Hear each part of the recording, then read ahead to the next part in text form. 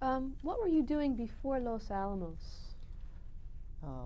Just before I went to Los Alamos, I was working on a chemical warfare project at Harvard. I had been a graduate student and in chemistry, and was asked to switch over to wartime work. This was in 1943. So I had just gotten my first graduate degree, my master's, and was staying on, I thought, for a PhD, and was asked to go to work on this project, which was already in operation at Harvard. And I had expected to continue doing that. Actually, I got ill and took a little time off, and during that time my husband was asked to go to Los Alamos, and in those days one went along. So we went there in the spring of 1944. Your husband was asked to go to Los Alamos. Mm-hmm. Was he able to discuss that decision with you?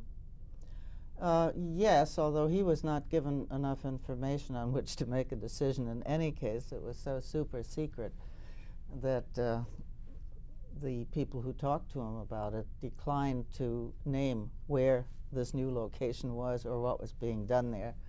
There were enough rumors around in the scientific community, so we had a pretty good idea of what it probably was, but we had no idea at all of how far the work had gone, even by that time, and how large the project was going to be. And even though you were asked to work on a war project at Harvard, it was during the war years, it was considered essential war work, they were going to release you from this project to accompany your husband to Los Alamos? They were more than willing to release me for health reasons, because there was some suspicion that the ailment I was suffering from might have been related to some of the chemicals we were using. And specifically, there were some vision disturbances that might have been related to that. And in any case, I had been asked to join that project very much as a last resort.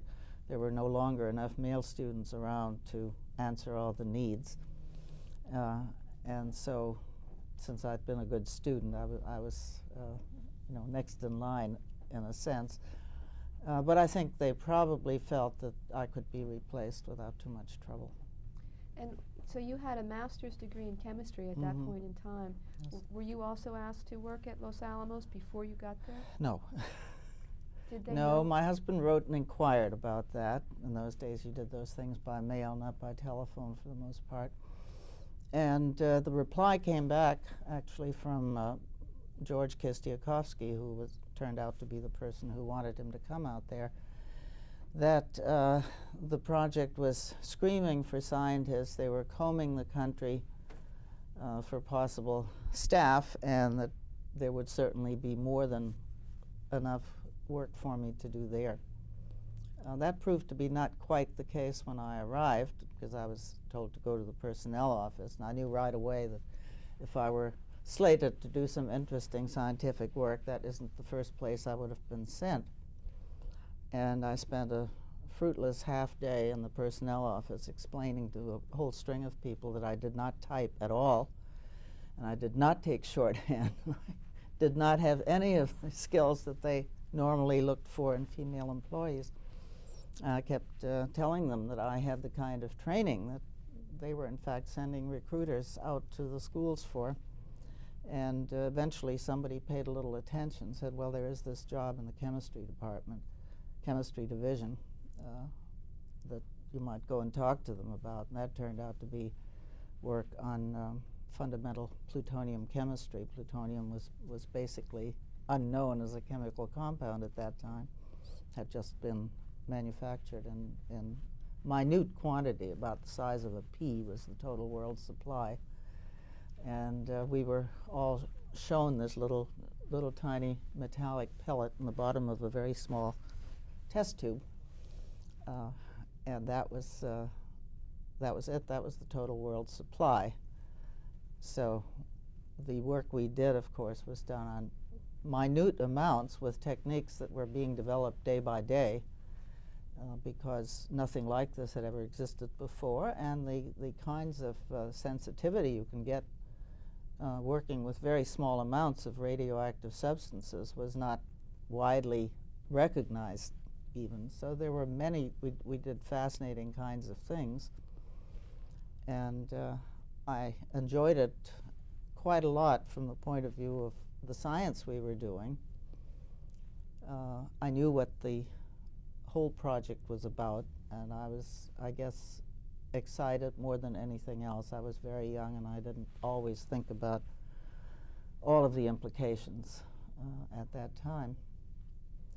But as things turned out, just a few months later, some of the people who were working with plutonium out at Hanford in the state of Washington, where plutonium is being made, discovered the heavy isotope, which is far more hazardous than the form that we had been using.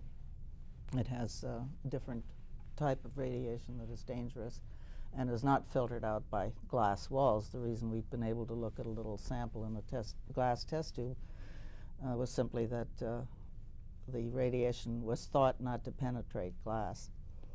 And so at that point, I and the only other woman who worked as a civilian in the chemistry section, there was one woman in the armed forces who was working there, but not near us. We never knew what she was doing. The other woman and I who worked in the same lab were immediately, overnight, dismissed because the hazards to potential unborn children were possibly great. Nobody really knew. And she didn't mind, and I did, and I argued some about this, but it was just fruitless. They were simply clearing the women out because it was too dangerous. And so I subsequently went to work in the explosives division, which seemed tame by comparison, and worked for the rest of our stay there on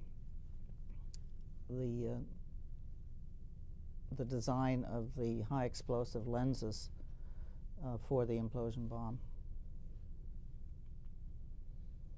Huh. Wow. That's something. So they were concerned about your about fertility in women, or that's what well, they not were saying. fertility. I think they were concerned about damage to a fetus. Were you pregnant? No, but nobody in those days. Nobody asked you questions like that. That would have been considered very indelicate. And so it was just sort of in general terms about its hazardous to reproductive status and of women only. Of women only, and I did try to point out delicately to somebody that men might be at hazard also, but you know, that was, I don't think anyone listened seriously to that argument. They basically were uncomfortable with having women, I think, in the division at all, and if they were in the military, that was a little different. They were sort of under someone else's command, in a sense. But there were so few women scientists at Los Alamos that you know, I think I stuck out like a sore thumb. You say there were so few women scientists at Los Alamos. Was that unusual for a laboratory at that point in time in this country, or was there a higher percentage of women at Los Alamos working as scientists than, say, at a university or at a laboratory in another part of the country? I'd say there was definitely a lower proportion of women at Los Alamos, but I think the reason had to do with the field distribution. There have always been many more women relatively in the life sciences, quite a few in chemistry, but very few in physics and engineering and mathematics and most of these other fields that were really dominating the picture at Los Alamos. The kind of chemistry that went on there, again, was, as far as I know, there had been no women in isotope chemistry at all up to that point. So as a woman working, or as a scientist working at Los Alamos, you were frustrated because of your gender, because of being a woman. I mean, here you were in something very exciting. I was sort of angry about having to switch jobs at that particular point, but as it turned out, the other work I was doing was very, very interesting, although I knew very little about it theoretically. I basically proceeded from my knowledge of first-year college physics. And that turned out to be a new approach. The other people on it simply knew too much. They were looking for more sophisticated reasons for why things weren't working the way we wanted them to. And what turned out to be the explanation was a very simple one based on a very simple and well-known physical process. That was the only thing I had to work with. I didn't know all the fancy stuff they did, so I was useful in that respect. But it was, I was certainly the only woman in that division at all on a scientific level. And it was regarded more as a joking matter than anything else. I mean, I got along well with my colleagues with whom I shared an office and went out to field site and so on. And the two of them and I have stayed friends all these years. And I don't think it occurred to them to worry too much about my being there. It was just there were no other women that, no, I'm sorry, that's not quite true. There were two other women on the scientist level in all of these technical divisions. Three. There were three scientists that were female. Mm-hmm. There was one mathematician and two physicists. And you? And I. 4. Wow. So you knew what you were there, and you were working on the atomic bomb. What about the question of social responsibility? Did that come up? It came up not daily but often. We always talked about it among ourselves. The first mission for the explosives division was to get the test done. And so we were working hard on the success of that, on making that succeed. We had only sketchy information about what was really being planned in the way of use, but we got a large group of us got together and produced a petition with I don't know how many hundred signatures we ended up with, to ask that the weapon not be used as a weapon in wartime, but that there be a demonstration after, if the test were to be successful. Then there had been suggestions floating around for some time that instead of wartime use, it be demonstrated on some place like Bikini, where there was a very small population that could be evacuated, and where international observers could be asked to witness the shot. And I think it was probably fairly clear to us by the time we had a successful test that no matter what we wanted to do, the military would go ahead and use it. And I think that was the decision from the beginning. I doubt if any petitions made any difference at all. Were you there at the Trinity test? No, I was about 100 miles away on a mountaintop. So you were watching Mm-hmm. it? What was the feeling when among the people watching the test, watching the explosion? What was the mood once you realized that it was a success? I would have to say it was jubilant. There was, everybody there had worked extremely hard. I mean, working till 2 and 3 in the morning was not at all unusual in my group, at any rate. And somehow I think scientists get carried away with an experiment as a self-contained thing. And there were a lot of people who didn't believe it was going to be successful. There have been many stories around about who bet whom what, that it would or wouldn't go. So there were varied opinions on that topic. But watching it, I think you just wanted to be sure that it worked the way it had been predicted to work, that the science was right. I had some additionally mixed feelings because, fortunately, I didn't know it at the time, not till the next day, that my husband was the last person on the tower, and so I knew he was close by, and there had been a half hour or so of high tension because, as you probably know, the final test was postponed because of severe electrical storms in the area, which might hit any of the cables and either might set off the bomb prematurely if it had been armed, or might damage the equipment so that it wouldn't go, and then nobody would know whether it hadn't gone on theoretical grounds or because of an accident. So they waited and postponed it. I knew, on the other hand, that it had to be done before daylight because that was what all their photometric equipment was set up for. And so, as it turned out, they did it just before sunrise at the site, but we had already seen the sun rise. We were up 8,000 feet or so from where they were and had forgotten to, in the heat of the moment, to allow for the difference in the time of sunrise, depending on your altitude. So we were surprised and pleased both when it, in fact, went off, and we were still standing there looking at it. But there was, of course, an enormous sense of awe at simply the magnitude of the phenomenon. I think nobody had dreamed in their wildest moments that we would ever see anything that size. I mean, you just couldn't envision it. You could have looked at the predictions. I'd never seen a bomb of any kind go off, you know.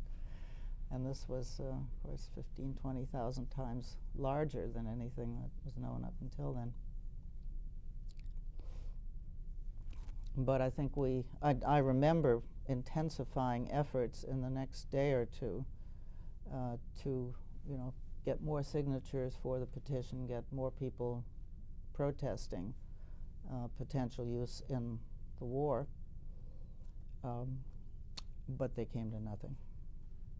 Did the Trinity test, the timing of the test was, it was right about the same time that Germany was defeated in the war. And the Trinity test and the defeat of Germany. Did this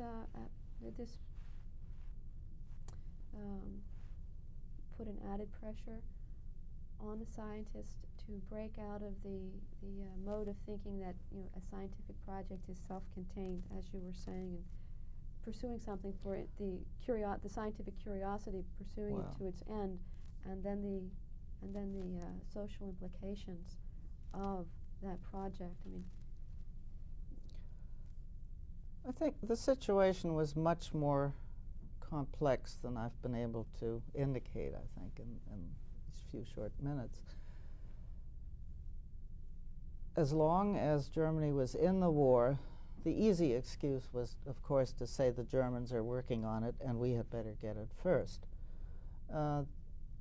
It's true that Germany was out of the war just before the test. However, all the mechanisms were in place. Our experimental team, or delivery team, I guess, had been sent off to the South Pacific, to Tinian, to set up the base, and they were just awaiting the shipment of the fissionable material at the end. And so I think that was going to go forward pretty much no matter what happened in Europe.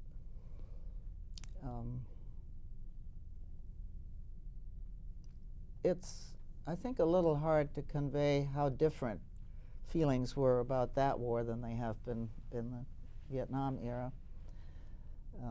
There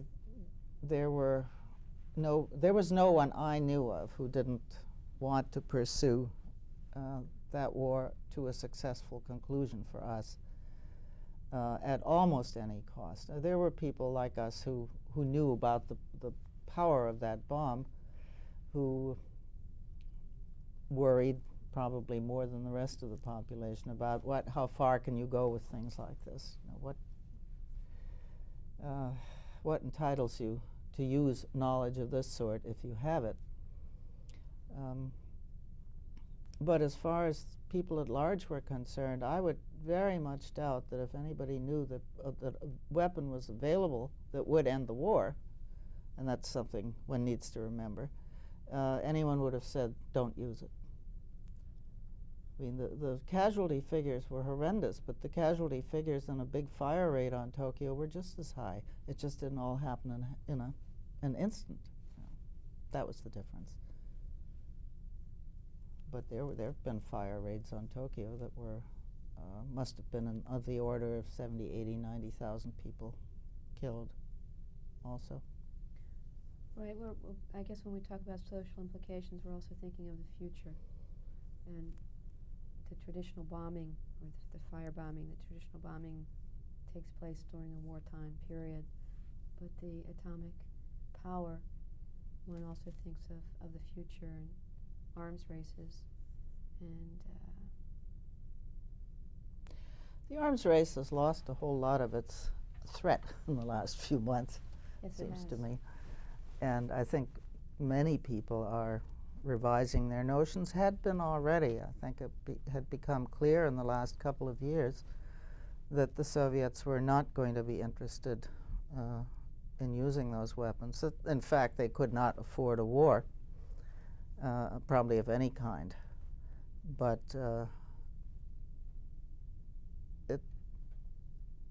I think myself that the possibility of that bomb not being used again in a war is much greater now than it was, say, 5 years ago.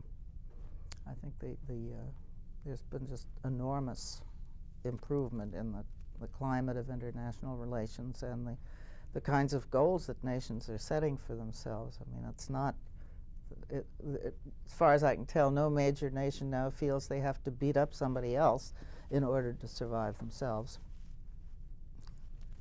Excepting the U.S. Every now and then they have to pull out the stick.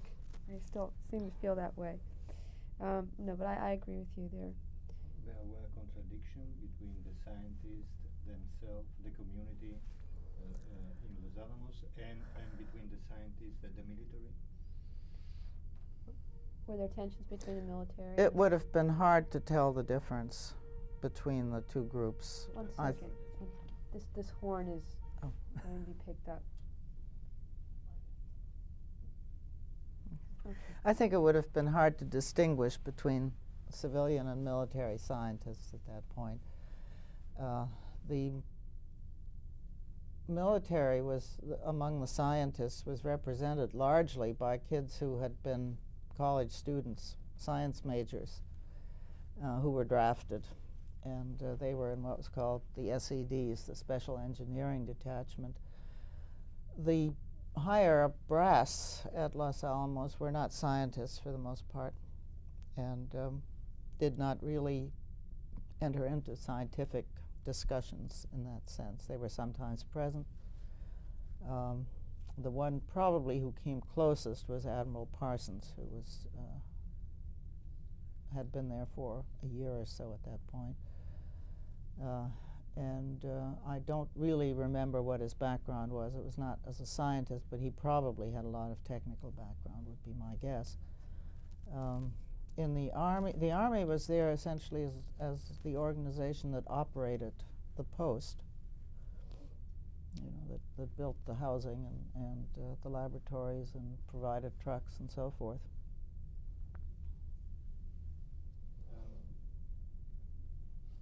If I'm not wrong, I think that they have a discussion about the idea of wearing the uniform, or the idea of the militarization of the scientists working there. At Los Alamos? Yeah. I had never heard that before. And if it ever came up, I would guess that they would have lost the scientists overnight.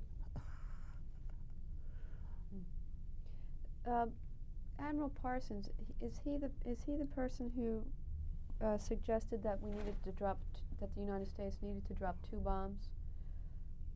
I really can't answer that. I don't know the answer to that at all.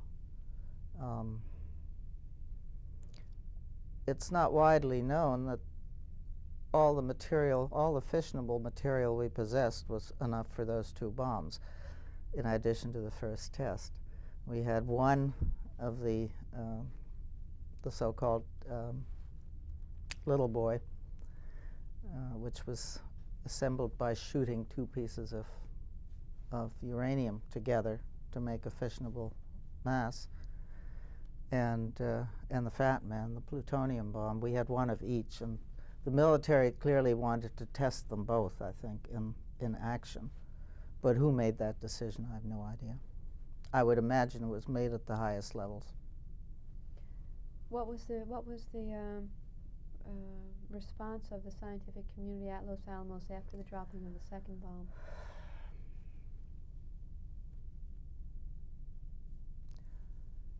Well, I think it was a curious mix once it was all over. There was a certain letdown for many people, and that the urgency was past. People were now going to turn to their post-war lives. The war was over, and everyone was jubilant about that. Our losses and our own losses, military people in the Pacific Islands, had been horrendous, and the projected loss, if we had to invade the Japanese homeland, was in the millions. So I don't know, I have no way of judging how accurate some of those things were, but they were certainly figures that were in everybody's head. So people were thrilled the war was over. As I say, I think candidly a little let down that the excitement was also over. But I don't think it was a long way from where we were at that point to projecting even peaceful uses of atomic power. I mean, that was much a subject of discussion, but it didn't really seem immediately feasible, and of course it wasn't. Were there concerns among the scientists that that atomic power would be usurped by the military or by the industrial interests that had invested in Hanford and Oak Ridge? Yes, although, well, not by the industrial interests. It was certainly hoped that when peaceful uses of atomic energy came about, they would be developed in industry. It was not thought of, I think, as a government project.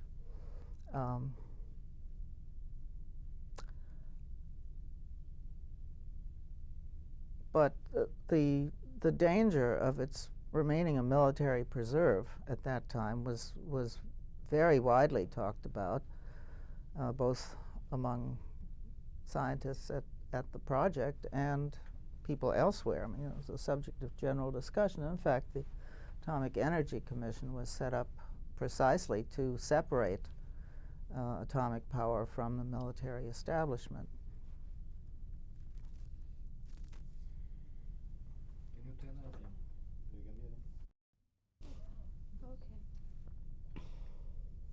We're talking about the relationship between war and science. To your own experience.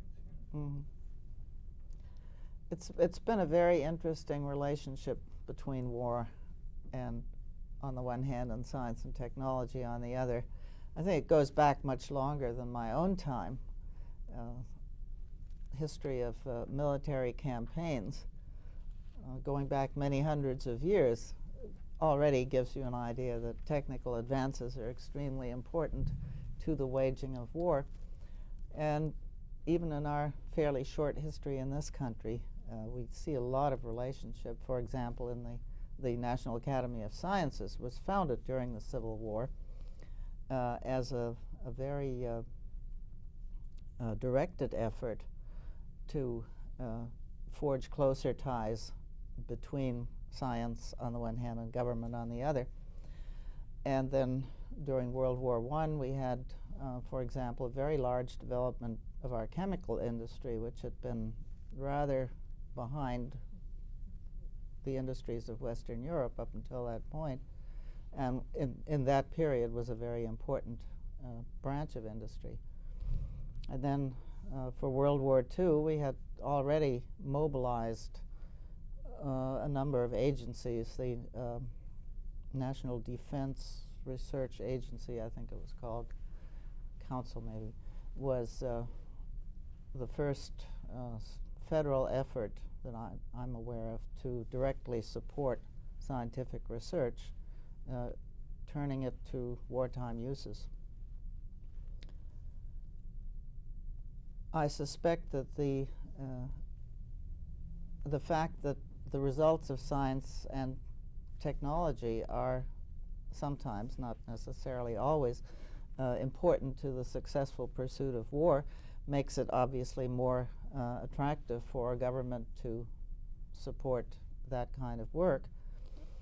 In return, I think it needs to be said that the possibility of having your work supported better because it's related to war or military or potential military use is also a somewhat attractive one to some people. War, I think, for men much more than women, has some of the aspect of game playing. There's certainly a lot of the strategic thinking that goes into it, and the kind of complexity of planning, of bringing all the elements together to make a successful outcome is something that men tend to regard much more as a game than women. And I was interested, for example, a few years ago to find out that the people at who now run it's called Sandia Corporation. It's essentially the direct outgrowth of the Los Alamos laboratory, the commercialization of what was known there, but also has a lot of weapons applications. And I was at Sandia giving a talk, and they talked to me about recruiting women scientists. They very much wanted to recruit some women because, of course, the government's been putting pressure on various organizations to do that, and this was now 10 years ago, and the government was still pressuring people then. They haven't been in the Reagan years. They told me that they've often identified very promising women scientists who then refused to come when they discovered that a good part of their work, not all of it, but a good part, was likely going to have military applications.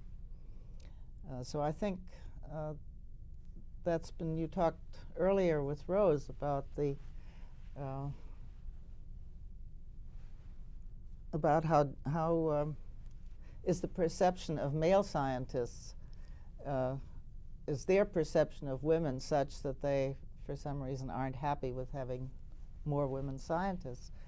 And I think there's a very clear perception around that women are not so interested in the war-oriented aspect of science, and therefore they might not be willing to pull their weight if an emergency should arise, or various fears like that. Then, of course, we have a very strong feeling in this country that women don't belong in war at all, and that's been much in the news since Panama, where there were some women in combat. And it always leaves me puzzled, because the conclusion seems to be it's all right for us to stay around and be shot at or have bombs dropped on us. It's just not all right for us to fight back, to defend ourselves. And so I did feel that throughout at least the period I'm familiar with, there's been a quite lively connection between scientists and wartime uses, military applications of all sorts. Clearly, some of that is because the government wants it that way, because they're willing to pay for it in order to have those advances made possible. And in the sense that the government's first obligation is to the national security, if there is any suspicion at all that anybody else is developing weapons that we don't have, then it's our business, our government's business, to see that we have them. And that, I think, is a basic underlying fact. You can argue the merits of not fighting wars at all, and I'll be happy, I would like very much to see a world without war, but I think it's not yet here. Can you tell us something about, always from your point of view, of the social implication of this relationship between military complex and science? I'm not quite sure what you mean by the social implications of that relation. Well, people in this country, after the atomic bomb, have been talking about this new partnership between scientists, technologists, and the military complex. Mm. I mean, because definitely, if you have a lot of people, scientists or not scientists, working on something that is related to war, it changes somehow people's minds. Or if the money that's available to do scientific work is basically coming from the government, I mean, if they're focusing their large sums of money into research, and the research that they're funding is to do with military, something to do with the military, then I guess then the question is what happens to other types of research, and what happens to the people that might have chosen another type of research to do if there's no funding in that field. Yeah. Military-oriented research, I think, is not a dominant factor in the scientific community. And I would love to hear from Rose, too, on this score. She may have a different perception. But it seems to me that much the greatest part of science goes along, certainly in academic institutions. There are some other research institutions, but as far as doing basic research goes, most of it is happening in the universities.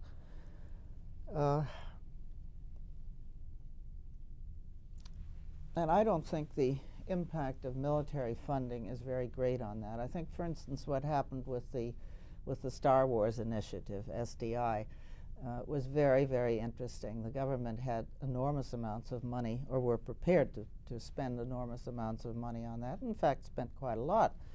But what they found repeatedly was that there were many scientists who absolutely said they would rather go unfunded than work on those questions, on those parts of science. And there were others who said it's so fundamentally interesting science that they wanted to do it, whether or not it had military applications. In fact, of course, that's been wound down to a large extent. It just has not been, at least in scientific judgment, it's not turning out to be a useful weapons system or defense system, either way you want to look at it, in the foreseeable future. And I thought that was a very interesting illustration of the scientific community saying, this is going farther than we're prepared to go. This is not a good direction for us to be working in. There's never been enough money for all the scientists who want it, and that's a healthy state of affairs that creates a competition that is useful, that weeds out things that probably wouldn't work. It's gone too far. There isn't right now enough funding to fund all the people who ought to be funded and all the work that is waiting to be done. Do you believe that today there is a difference after the atomic bomb between like it was to be a scientist before the Second World War and the way that you are a scientist today? I mean, because also the relationship between science and technology and the way that the research is done today, and so also the idea, the figure, the prototype of the scientist, I think is different today. Well, it's a mistake, I think, to assume that pre-World War II science was pure. In a sense, I think that's what your question suggests. No, I'm not talking about Funding. No funding, not from a moral point of view, or I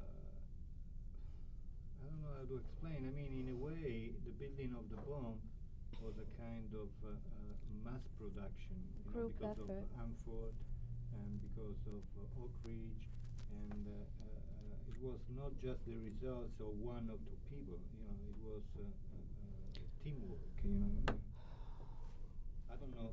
Yeah, what I'm Yeah, talking we about. had Yes, the- we but had but the science has always been teamwork. There's never been any other kind of science. I mean, I think it's a fiction in the popular mind to think that scientists work like rats in a hole in their own laboratory and never knew what was going on outside. The very essence of science from the beginning of back in the 18th century really has been a social enterprise. Scientists were the first people to found learned societies and to meet frequently so that they could exchange ideas, and to develop this whole idea of publishing your results so that other people could look at them and share them and test them, help you test them. None of those things fit the image of science going along divorced from society. It was never like that. It's become bigger. It's become a bigger part as we learn more and more and more. And when you worry about science and wartime or military applications, on the one hand, you also have to look at the other side, which has produced enormous increases in the human standard of living, not only in this country but in most places around the world. Enormous advances in medicine that would not have been possible with these things are all so interrelated. I think there is no way of saying, I'm going to fund this part of science, but I'm never going to pay for anything that might have a military application. Science doesn't work like that. There are fundamental discoveries that, for example, when you ask about was the fact that the atomic bomb was an organized effort, wasn't that a new thing?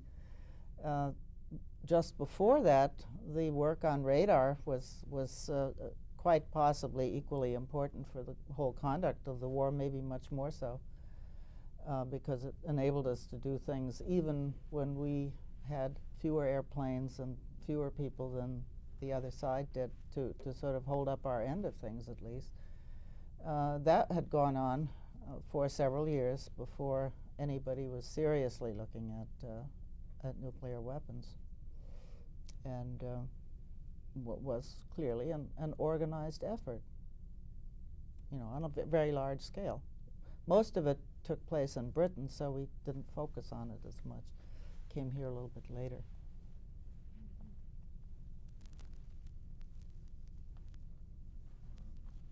Do you have another question? I don't think so. Well, I would like to talk a little bit more about the constraint of women in science. Mm-hmm. Which one is your film? Well, the constraints that operate against women, not only in science but in all professional fields, have really been the thing to which I've devoted the last 20 years. So I probably speak with more authority on that than I do on questions of the military, for example. There has been historically a great unwillingness in this country and in all societies to allow women to use their minds, to engage in professional work that is intellectual in character, and which in most Western societies gets you a lot of status, of social status, and in most cases enough money to live comfortably. The kinds of occupations to which women are encouraged to enter do not pay much, and are basically support for the rest of society. They're not leadership positions of any kind. And science, in particular, I think, sees itself as a leadership area, and the basic idea of women engaging in leadership is difficult for many people to handle. And the professional structures that have been put in place many, many years ago are really designed by men for men. They're designed for a male lifestyle and a male life course. They do not take into account the fact that women's life timing runs by a different clock, and therefore they penalize people who don't get an early start. For example, there's this well-known conflict between the years that really matter in your profession, as professions are organized, are roughly the years up until 30 or 35, and those are the prime childbearing years, and that's why we're having so many people with fertility problems, for example, who've postponed having children till it's nearly too late, and the various, of course, genetic diseases that also attend late childbirth, late childbearing. So all of these problems show up in the sciences as much as they do, say, in medicine or in the legal profession, in political life. Science is not different from those, even though there is a legend around that scientists have to work terribly hard, harder than anybody else. And they do often work harder than other people. That's because they love what they're doing, for the most part. And women are not supposed to be, in the popular imagination, are still not supposed to be so caught up in what they're doing, so engaged by it. The popular assumption is that women are really here for men. Women take care of men sexually, they feed them, they clean their houses, they do their laundry, and after they've done all those things, they, in principle, should be allowed to go and amuse themselves in whatever way is open to them. But that's been pretty much the basis of thinking by those people who have thought and written about it until very recently. And it's, of course, a fact that this follows right on with what you were talking with Rose Frisch about, that the absence of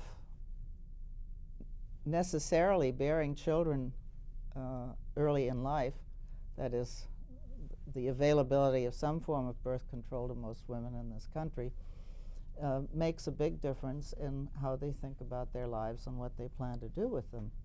And since, by all accounts, the mental equipment is equally good, and there is no intellectual reason why women shouldn't be going into these professions.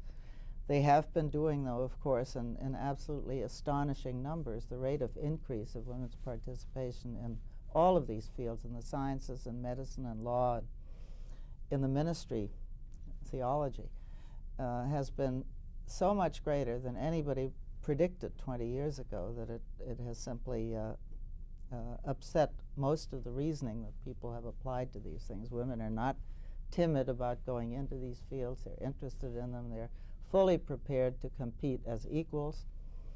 And in most cases, it is the structures of universities, for example, that hold them back. You heard, I think, about how when professors are selected, they are not often women. There are not many women who are given access to that inner circle where those decisions are made, and therefore they tend to be left out of them.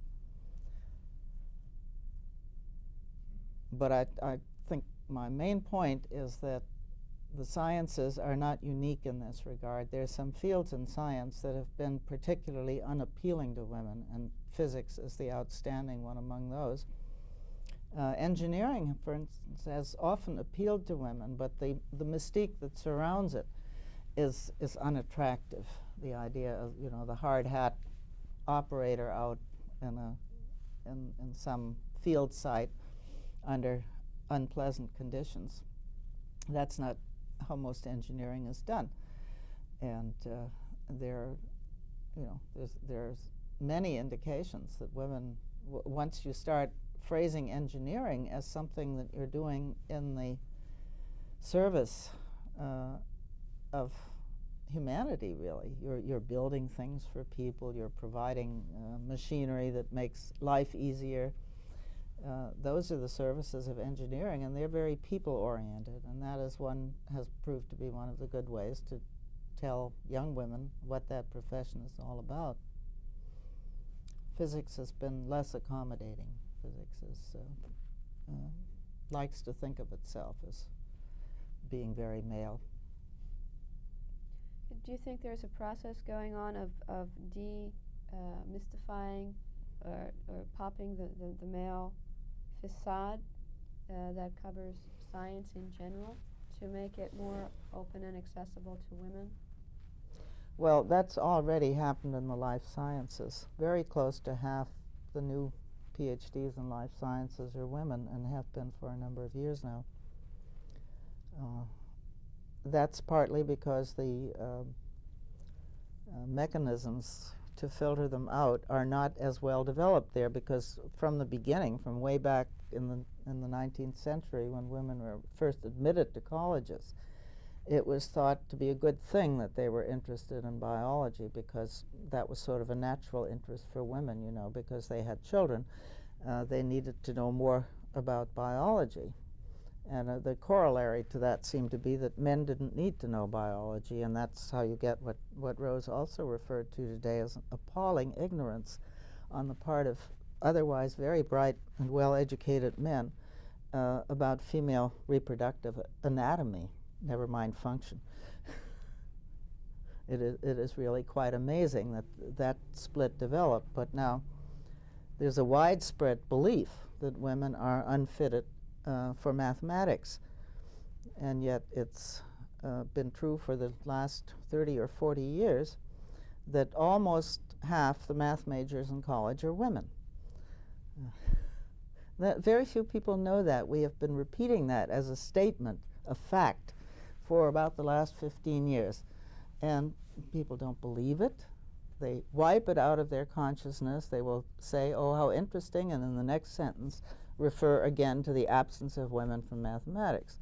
So some of these stereotypes are just enormously firmly held, and very different. And women hold them too. Well, do women see mathematicians on the university level in the faculties, for example, taking that one subject? Oh, every mathematician I've known at Harvard, for example, has lectured me on the fact that women may fit into other kinds of fields in the sciences, but not mathematics. They can't think well mathematically. So we're saying that half of the mathematics majors in college are women, but yet we don't see any of them on the staffs of the faculty. Yes, well, they're not half of the PhDs in mathematics are women, and that's remains one of the interesting problems, why they drop out so fast. It's the only field where that is the case, and we don't know the answer. Sounds like it might be structural. It may very well be. I mean, the main complaint you hear from women's science students, graduate students particularly, is that they feel shut out. They're clearly not part of the gang. They're not among the people that the professor is talking to in a casual way. They're not the ones who get invited out for a beer or a ball game or, you know, whatever else they're going to do as a group. There's an awful lot of informal socializing that should go on between faculty and graduate students, because it's really an apprenticeship. It's in the best places not an occasion for taking many courses particularly. You learn more as an apprentice in research, and of course by being motivated to go and find out more for yourself than you do in courses in most of the good universities. And so this kind of fellowship is a very important component of graduate education, and it's one that women in general are not enjoying. It's not coming to them. It's not being made available. And it's for that reason, I think, that there's been so much emphasis among those of us who are trying to push these causes forward on building networks, professional networks, and providing mentorship and advice and counsel for women students. Okay. What about the idea of progress? What do you think about it? Well, what do you mean by the idea of progress? The idea of progress have been brought by the scientific revolution, and you see the idea of progress or progress, as something that is always leading forward, as something that is always moving straight ahead, or how? I suppose I would have to be scientific about that if I understand your question correctly, and say that scientific work is much like evolution. If it works, it will stay around. It's not necessary. That doesn't mean that it's the best possible thing. But what's happened, what's been developed, is something that's viable. If it isn't viable, it won't be around. It will be, science has a lot of self-correcting mechanisms. It's designed to do that. It's designed, the importance of publishing your work very honestly is that it must be possible for other people to either repeat it and duplicate the results, or show that you were wrong, or come up with some aspect you hadn't considered. But it's a very public process, and it goes on, and it is self-correcting. If you make a mistake, somebody will find it before very long. And so I suppose logically the outcome of that has to be that you move forward. But I'm wondering whether the question you're asking is not something different. Are you really asking, is it a good thing if that progress happens? Is that? That's the second question. Yeah, well, you understand perfectly the first one. Well, what's the? English, all right.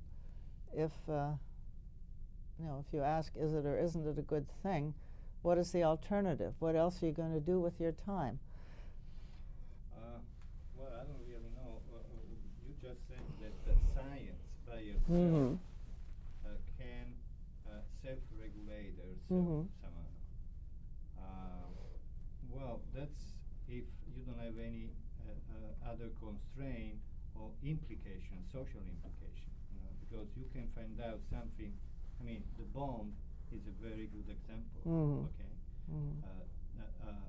for the army at that time was like everybody else in Europe. They were looking for the magic weapon. Okay, the weapon to end all wars. Yeah. If you want to say something about it. I think nobody, scientists least of all, would want essentially a technocratic society where you make decisions on the basis of what's technically possible. I think the best argument for having broad popular participation in these decisions, but for also needing a level of popular education that is able to absorb that material and make the decisions. The best argument for that is that you don't want any one group that has a vested interest in the outcome to be in control of it. And that's what would happen if you simply said, well, these are scientific questions, we let the scientists decide. That would be the inevitable outcome, is that they would decide something that is good for science as they see it, and that doesn't take into account all of the other interests. This is not to say that many scientists don't have enormously well-developed social consciences. Most of them do, but there are also other kinds of forces, like the ones you mentioned, the military necessity to keep trying something that might work might lead us into bad kinds of decisions. But that's why we argue so hard for better public education and more participation also in technical issues.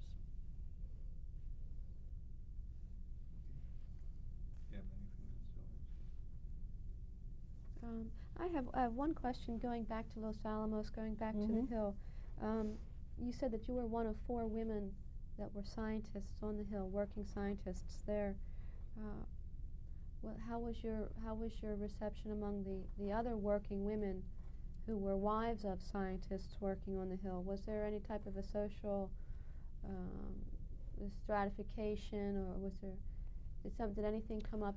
Not particularly that I recall. It was really a very close-knit community, not very big, and you socialized with the people you worked with.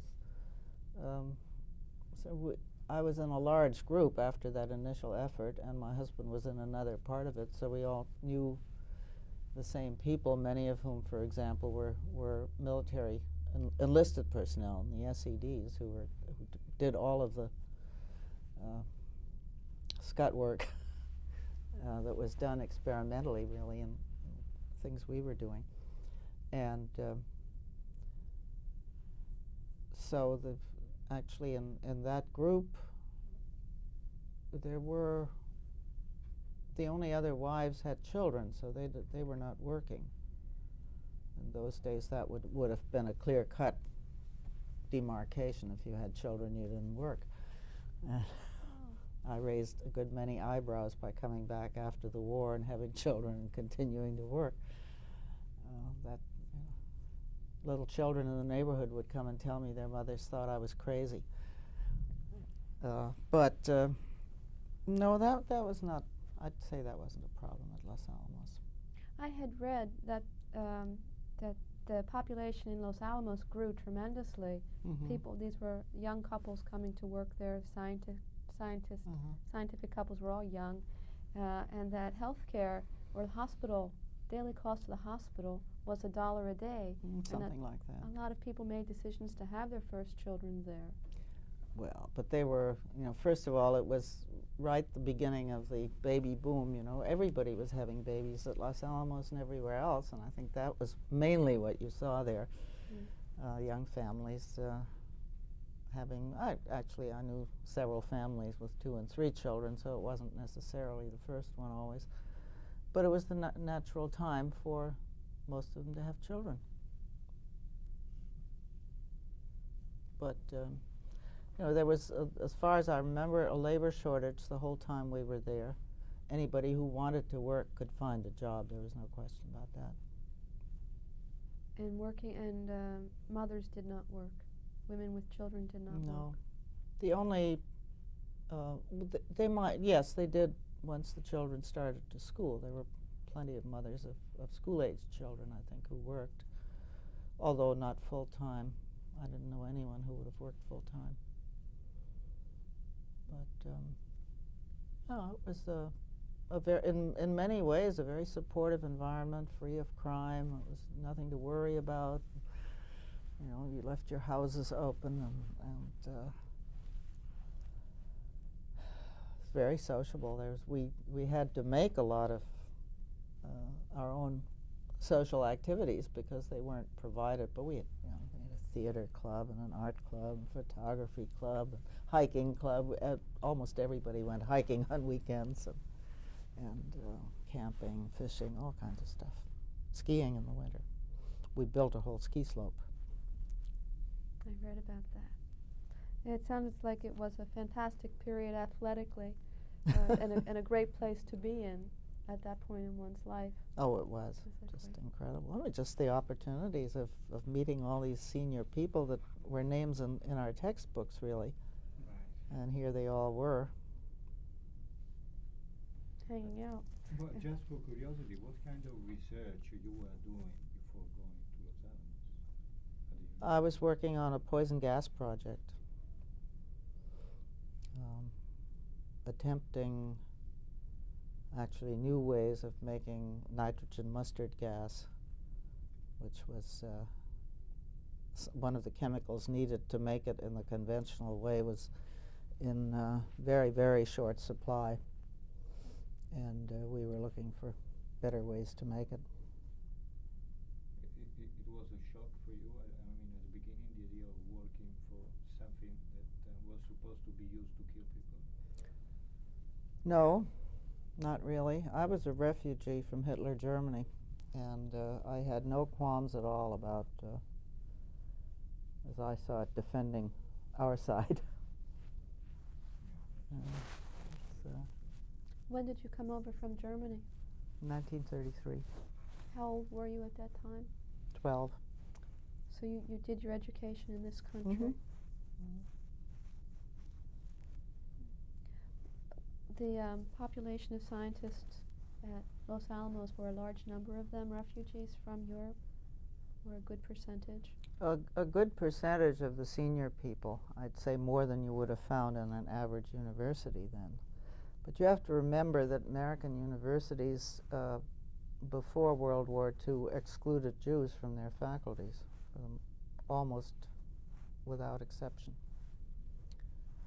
So you were unlikely to see those same people on a faculty before the war. In this country? In this country. I didn't know why it was so. I don't know. Well, they excluded Catholics too. Blacks, Catholics, they weren't Jews, too picky women. in how they discriminated. Yeah, white Anglo-Saxon men were Yeah. there. They were excluded by law? Oh no, I mean, no laws uh-huh. at all. It's the same was type But of just custom. agreement, yeah. Custom. And the custom was, for example, for Catholic people to go to Catholic schools, and the story then was that they didn't really, those schools were not as good as the ones other people were going to, so that they couldn't allow them into graduate school. They weren't good enough. And so, of course, a lot of the Catholic universities developed their own graduate schools and medical schools and law schools. And talking about discrimination and racism, do you believe that one of the reasons why two bombs have been dropped on Japan was also because they were yellow, that they were Japs? I just don't know. I wouldn't know how to answer that. The fact, that we interned Japanese Americans during the war sat very badly with many people. But then I wasn't out on the West Coast. Apparently, people were really hysterical there about the potential menace. So, but I really don't know how to answer that. Is there anything else you would like to say that, I or think clarify? you've pumped me quite dry. I'm sort of worried. I expressed opinions on a whole lot of things. Who knows what will come out in the end, huh? Let me unplug you. Oh, yes.